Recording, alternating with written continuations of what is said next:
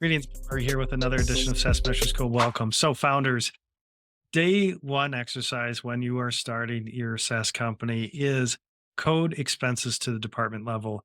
This will save you a bunch of time and headache and more expense later in your SaaS journey.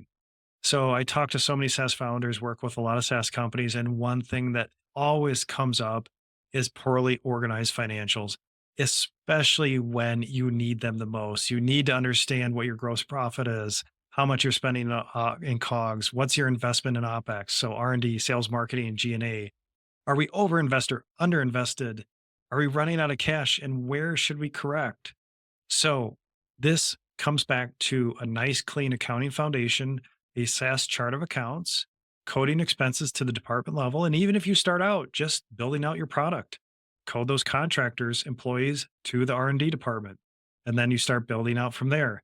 This will save a bunch of time later when this data really becomes important.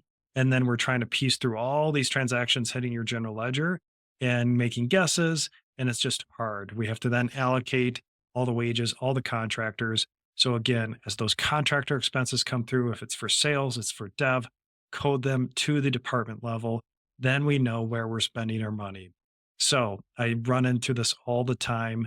So just want to get that out there. So from day one, just start coding expenses to the department level. It may seem like overkill, may seem like it's not providing much benefit right now, but as you scale, it will provide a ton of benefit to understand the financial profile in your business, where you're invested, overinvested, underinvested. And of course, it flows downhill from there into forecasting, into our board presentations, feeding our sales and marketing efficiency metrics, for example.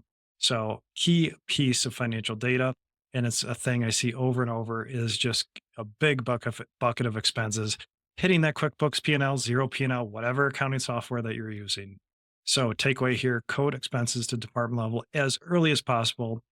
Work with your bookkeeper on setting up that structure within your accounting software so you can track spend by those departments. And again, pure play departments within a SaaS company: tech support, customer success if they don't sell, professional services if you have onboarding, DevOps, that's your COGS section. And then in your OPEX section, you have R&D or dev, sales, marketing, and then G&A being general and administrative. So finance, accounting, HR, IT, founder, CEO, CFO, etc. So just a quick tip, see it over and over, and this will make your life so much easier when you really need to scrutinize your financials. Thanks.